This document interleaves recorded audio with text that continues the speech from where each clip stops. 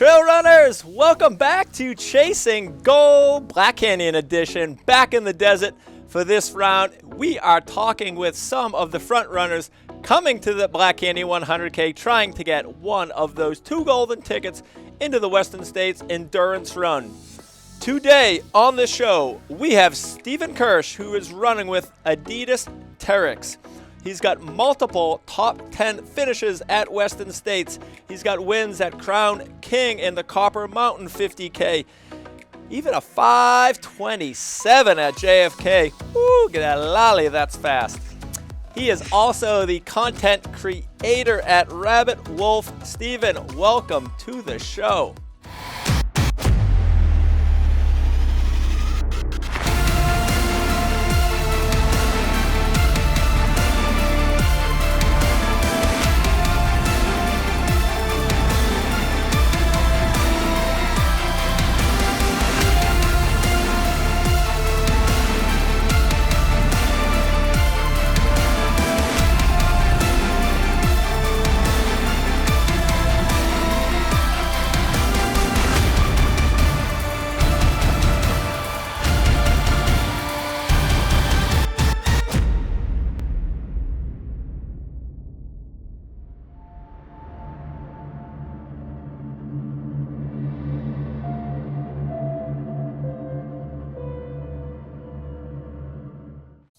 Scott, what's up, man? Thanks for having me. Absolutely. Let's jump in quickly to the Rabbit Wolf. It's sport-specific photo and videography. What kind of projects are you working on?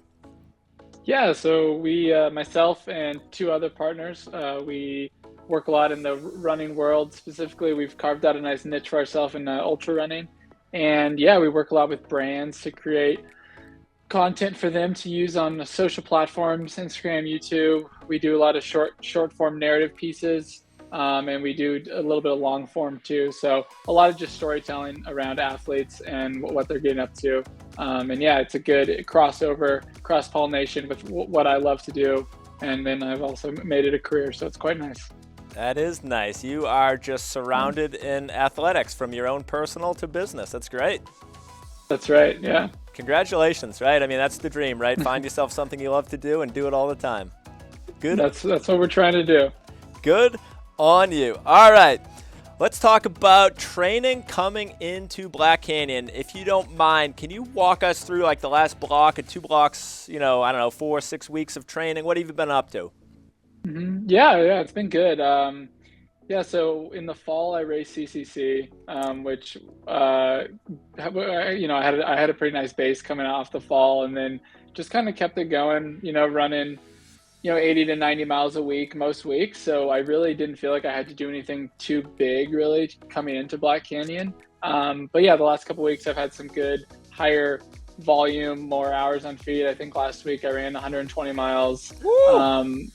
Which was a nice week for me. That's a pretty big week for me. I don't run typically more than that, so that was cool to hit that and then feel really good coming off of that. And I did a lot of like early speed work, maybe 5-6 weeks ago, and then now lately just been focusing on getting in some like really long runs and big weeks. But yeah, it's been a smooth, seamless build. There's nothing too sexy about it, as you're well aware. It's just kind of getting out the door and getting your hours in, but it's fun, man.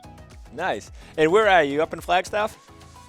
Up in Flagstaff, but been coming down to Phoenix, Black Canyon Trail a lot. Right now I'm actually in Palm Springs. I'm just trying to get some quality dry trail time in. As much as I love Flagstaff and that thin air, it is nice to not be surrounded by snow and ice.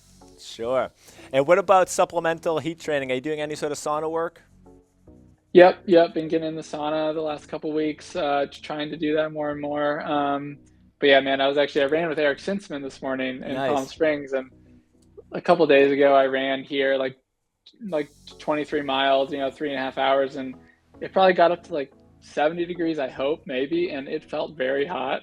So I am a bit worried about, just coming from single digits to then being confronted with 75 degrees can feel pretty bad. So hopefully these next couple of weeks really diving more into some heat training.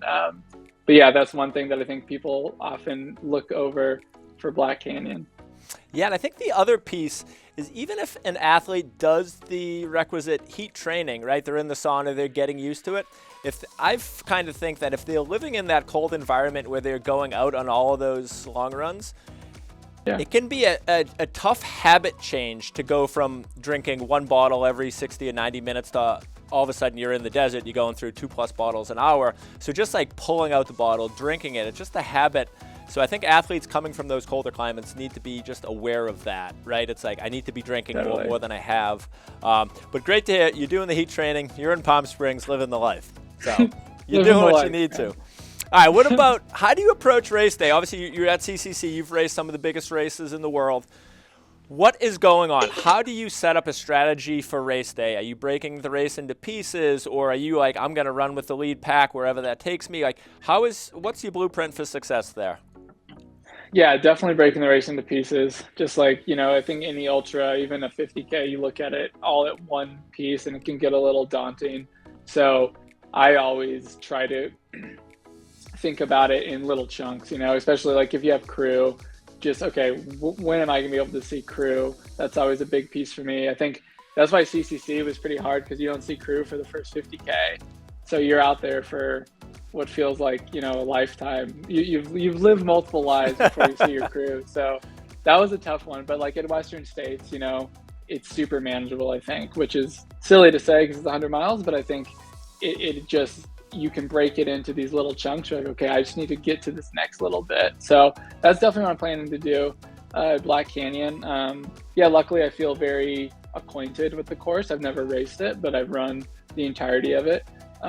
So I think I feel fairly confident about that. And yeah, I think I want to be pretty aggressive and try to, I don't want to just get a golden ticket. Like I want to win the race. Nice. I think that's going to take some front running, obviously. Hopefully not at the very beginning, but hopefully at the end. Cool. I like it. I like the strategy. And getting you from that start to the finish, what does it look like from a fueling and hydration perspective? What's in your bottles? What's in your pocket? How are you managing that?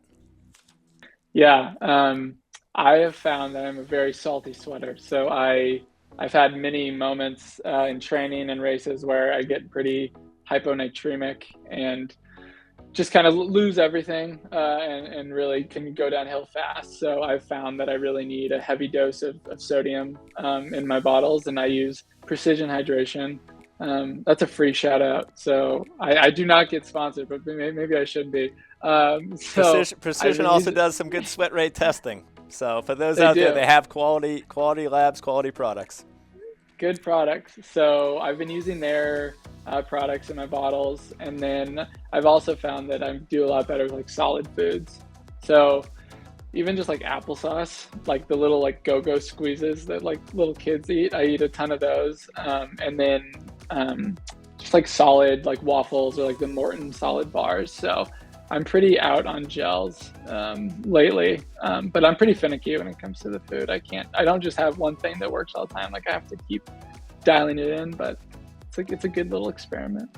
It is. I feel like similarly, I'll find something that works for me for 1, 2, 3, 4 seasons, and then all of a sudden it's not working and it's back to the drawing board, and you just hammer it out on all those long runs. You're figuring out what works, what doesn't work, what's the right fuel. Cool. Totally.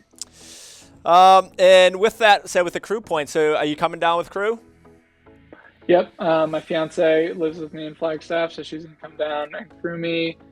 Easy drive, just dropping down the hill, and then I'll have some Terex teammates out there that I think will help out and perhaps pace me for the last 12 miles. So it'll be good. Does the team practice out of Flagstaff? I feel like every time I'm on trails in Flagstaff, I'm seeing the Adidas team or some offshoot of it out there running. We have quite a few up there now. It's myself and then 2 others, Abby Hall and Cordes Hall. But the team is multinational, but we have a team camp the week preceding Black Canyon in Sedona. And then a lot of people are sticking around to race and then also just be around it. So it'll be a good 3-stripe presence, hopefully. Awesome. And you've obviously been to Western States. You've raced well there. This race, I've heard a lot of people say it's pretty similar with the downhill, with the heat. Anything you can take from those races, the heat, what do you like, cooling strategies, anything that you have in place for strategic purposes at this race, ice bandana, Yeah, all that stuff? definitely the ice bandana. I think that has been a silver bullet a little bit at Western States for me. That's just very helpful for cooling. So definitely going to break that out at Black Canyon. And then in terms of, how I race it, I think 2021, like 2019 was the first time I raced it. Very cool year. So everyone just kind of ran well. But 2021 was gnarly. And I think I picked off a lot of people on the back half of that race. So, it could be something similar to that if just judging by the heat and getting a sense of how you need to run it. But, there's always talented guys at Black Canyon, and more people are now capable of, you think someone's going to blow up. And it's like, oh no, they're actually just that good. So, there needs to be a fine line of like respecting that, but then also maybe just going with it. So yeah, it's going to be fun. Yeah, it's a great point. I think it plays into what you said earlier about maybe going out a little quick. In today's world of ultra running, I mean, to the big races, you actually have to take chances. It's really the only way to get up there. You need to really see, and there's going to be days it works, and there's going to be days that it doesn't work. There are 5, 10, 15 athletes now that can all win these big races, and it's who has the day. Yeah, exactly.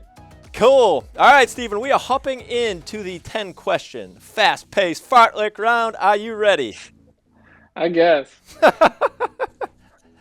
Question number 1. What sneakers will you be wearing at the Black Canyon 100K? I'll be wearing a prototype from Adidas Terex that will be launching in 2024. Nice. I'll have to get some eyes on those. How about first ultramarathon, and when was it? My first ultramarathon was the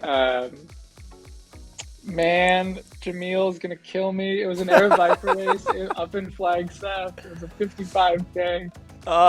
Sky Peaks no, it was at Fort Tuthill. Oh, I know. It's Big Woody. Big Woody? Yeah, Big Pine. Big Pine 55K. That was my first ultra. It was in the summer of 2018. Oh, so not too long. 5 years or so? No, man, I'm still figuring it out. I have no idea what I'm doing. Yeah. None of us do. Yeah. All right, the race starts at Mayer High School. You're walking onto the track. You get to pick the song that you walk out to. What's your walkout song? Man, lately the song that's been in my head is Runner by Alex G. So it's going to do that. I'll check it out. All right, Black Canyon is known for some very hot years and some very wet and cold years. If you had the choice, you going with hot or wet? Wet and cold, man. All right. Guilty pleasures. You are in the supermarket weekly. What guilty pleasure somehow finds its way into your cart every single week? It's going to be something ice cream based. Oh, that's I feel like that's a common theme going on here. I'm the same. Probably an ice cream sandwich of some sort, a Tillamook ice cream sandwich. I've been crushing those lately. Wow. Back-to-back interviews that mentioned Tillamook. That's another shout really? out right there. There you go. Yeah. All right, first word that comes to mind when I say Black Canyon 100K. Tough. I've heard fast. I've heard tough. All right, how about race day superstitions? Anything?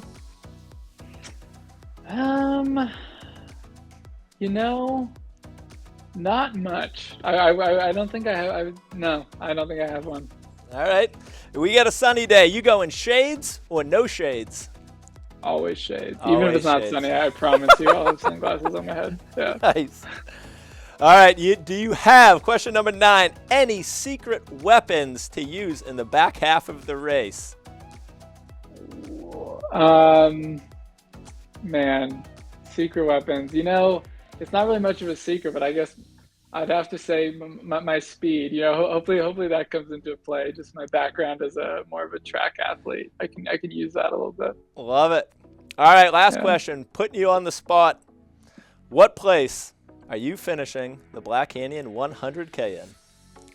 I'm going to win the race. Yes! I love it. Everybody, that is Stephen Kersh. We will see you in the desert at Black Canyon 100K.